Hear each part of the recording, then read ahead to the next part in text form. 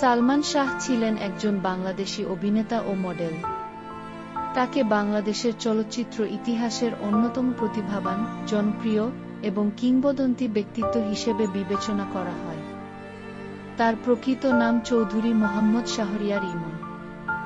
গণমাধ্যমে তাকে বাংলাদেশের চলচ্চিত্র জগতের রাজপুত্র, নায়কদের নায়ক, আধুনিক ঢালিউডের প্রথম সুপারস্টার, অমর মহানায়ক এবং স্বপ্নের নায়ক উপাধিতে ব্যক্ত করা হয়।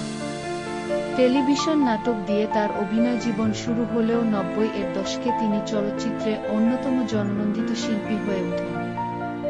১৯৯৩ সালে তার অভিনীত প্রথম চলচ্চিত্র সোহানুর রহমান সোহান পরিচালিত কেয়ামত থেকে কেয়ামত মুক্তি পায়।